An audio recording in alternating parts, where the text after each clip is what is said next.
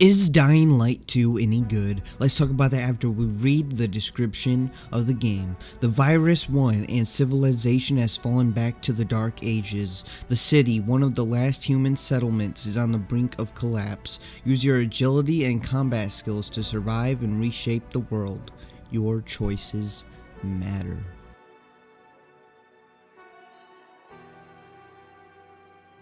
I really enjoy Dying Light 2's gameplay, but let's start with the combat. The combat is very fun in my opinion. Just the melee weapons, they just feel really good to use and swing, and I like the dismemberment, but again, it does feel a little bit worse somehow than Dying Light 1. I'm pretty sure in Dying Light 1, at least from what I remember, I haven't played it in a little bit, but you would swing and it would like cause some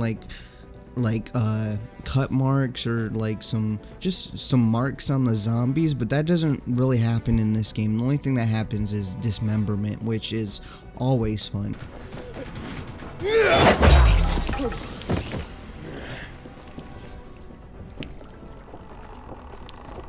The zombies are what's mainly fun to fight against. Sometimes the humans can be fun to fight against, but the humans are just easier than the zombies, which I think is not good. You know, the zombies should be easier. Since they are zombies, they should be a bit easier to kill and take out than the humans, at least on one-to-one combat. Of course, the zombies can overwhelm you the same as the humans, but both of them have terrible AI sometimes.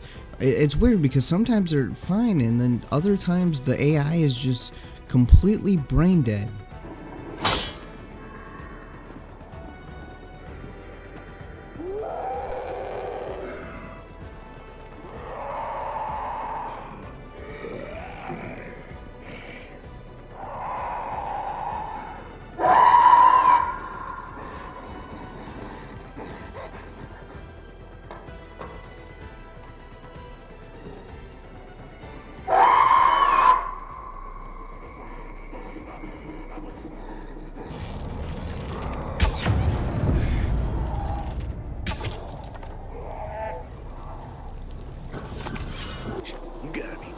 Is that?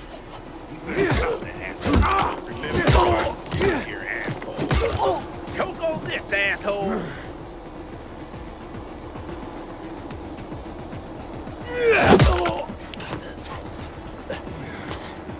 Here! He's here!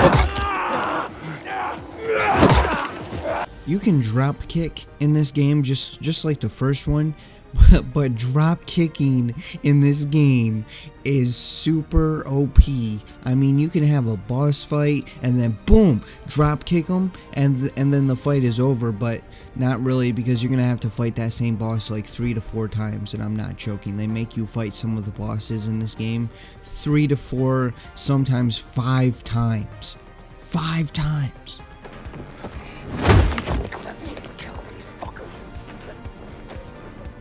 Hey! Here! Help!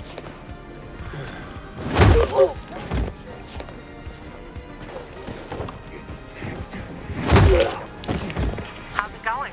They come in here. Found row yet? Not. Hang on, I'm on my way.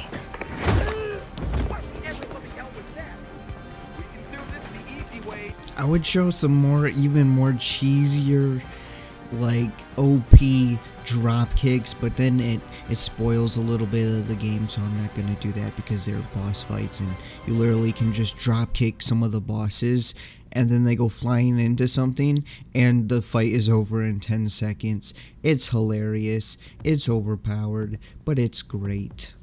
The territory control system, where you choose who gets electricity or water, the idea is cool and you get bonuses from which side controls the territory, but it really doesn't have any impact on the story after like the first initial one, but even that doesn't really have much impact on the story. So you basically just choose whatever bonuses you like. The peacekeepers tend to have the crossbow, so I've seen a lot of people, they just tend to go for the peacekeepers since they have the crossbow, and that's really the best thing out of the bonuses that you can get.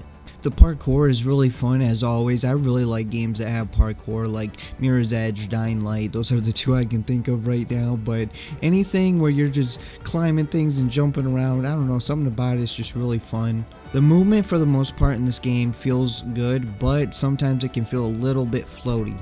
The crafting system is decent, but I actually didn't use it that much other than to craft Molotovs. Also, I think it's stupid, the durability system in this game, because you can't repair your weapon. So if you find a really cool weapon and you really like it, of course you're going to have to get a better one eventually because it's going to do more damage than the one you're currently using. But the one that you currently use, if you use it a lot, it just breaks and you can never get it back and you can't repair it. And well, I mean, you can kind of repair it, but you can't really repair it. The only way to repair it is to add a mod to it. So if you want to add like fire to your sword, it might repair the sword by a little bit, but there's no really way to repair your weapon. So once it's almost broken and it breaks, it's gone. It's gone permanently and you got to find another one. The vendors are sometimes glitched and like you can buy the same items over and over. Sometimes that happens. And one time I got lucky and one of the materials that is like a really good material for crafting explosives, there was just like, for some reason there was 100 of them there and I kept buying it over and over and it never went down, and I bought like 1,000 of them and they were like really cheap and none of the items ever went away when I bought them, and then I X'd out of them and then I opened them again and then the items started disappearing as I was buying it. And also, I thought it was a glitch at first, but now I'm not too sure because every vendor I open, they're just T-posing in the shop menu. The grappling hook isn't as cool as the first one, or the one in the first game, in my opinion. I remember in the first one, you used your grapple hook and it would like launch you forward towards things, and in this one, it's just kind of, you shoot it and then you swing from it. It's not really as cool. You can still pull zombies, but you can't like pull yourself to a location, which kind of sucks in my opinion.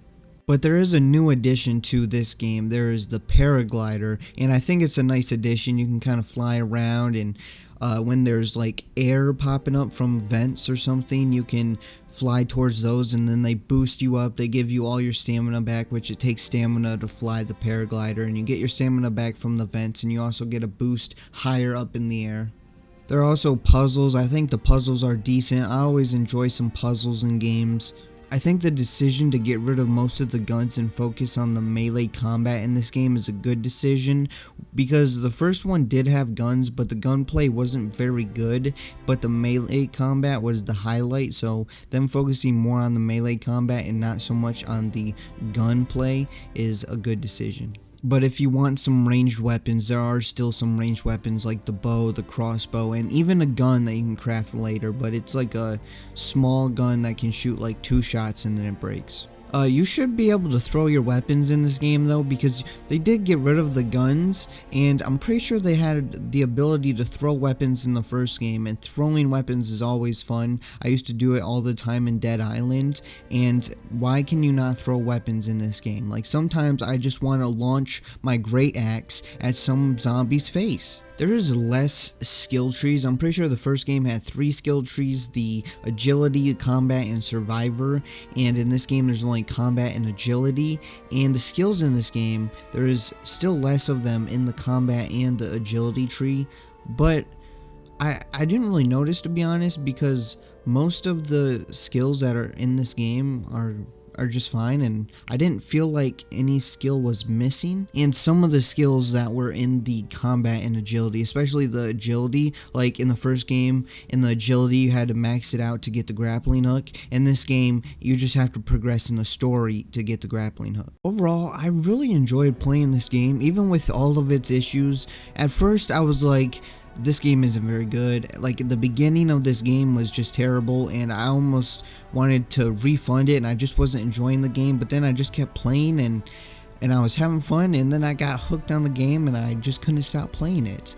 And of course, this game, even with all of its issues, the issues need to be fixed. But a AAA game hasn't, most AAA games don't really do what this game does for me right now, and this game grabs my attention, keeps it, and I actually have fun playing this game, which I can't say that for other AAA games. Also, I heard co-op is a bit broken, but I'm not really too sure on that. I can't speak on it because I didn't play co-op.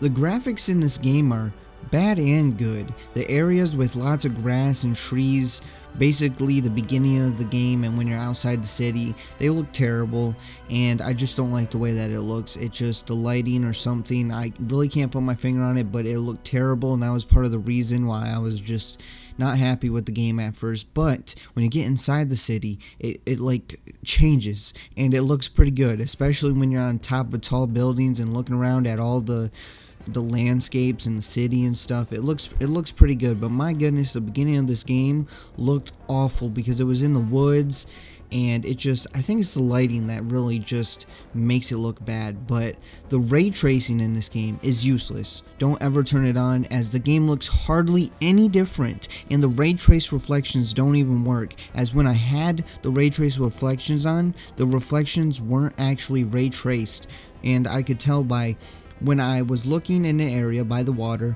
the reflections look nice. But then when the trees went out of view, when the reflections are ray traced, no matter if the object is in or out of view, it will always reflect. But when I took the trees out of my view, there was no reflections in the water. So when I had ray trace reflections on, the reflections weren't even ray traced, but it still dropped my frame rate. So that means I just basically turned on an option to lose performance without any graphical gain. So basically, turn off ray tracing, turn on DLSS if you can. If you can, keep DLSS on. It makes the game look just as good, and it gives you a huge frame rate boost, because this game unfortunately is unoptimized and it doesn't really run that well. So the graphics and the game performance is a mixed bag, and I'm just gonna say it again, keep ray trace. I mean, you can turn ray tracing on if you want, but it's gonna severely decrease your frame rate and it's gonna look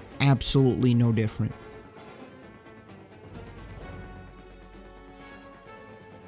Now, I've seen a lot of people hating on the story, the voice acting, and the characters, but I gotta say, I personally enjoyed playing through the story, and most of the time, I thought the story was good, and I kind of liked the characters. But then, you get to the ending, and then the ending's where it kind of all falls apart for me. All of the epilogue really was bad in my opinion, and a few parts of the story before that, I feel like it didn't make any sense, and some of the choices, they really didn't mean much. And especially some of the choices I made, like I chose to save a character, and it meant absolutely nothing, because even though I saved a certain character, they kind of just disappeared from the story and made zero impact after I saved them. So it was like, what is the point of saving them if they make zero impact? So I'm just going to tell you right now, a lot of your choices, they're going to feel like they might matter, but they don't actually matter. Only a few couple choices in like the beginning, middle, and end. There's like maybe 5 choices in total that actually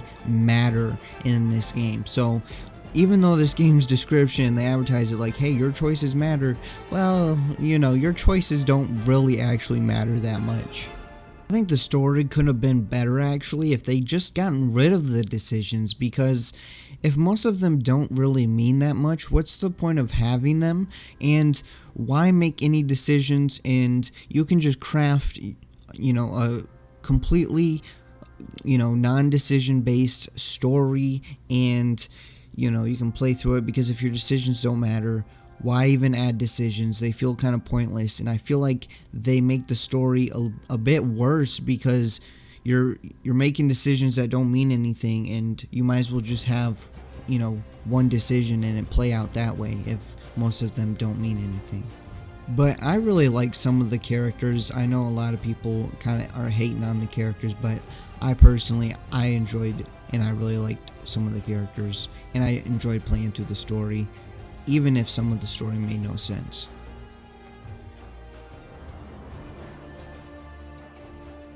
If you like Dying Light 1, you will most likely like Dying Light 2. Does the game have problems? Yes. Is it a bit buggy? Yes. Could it have been better?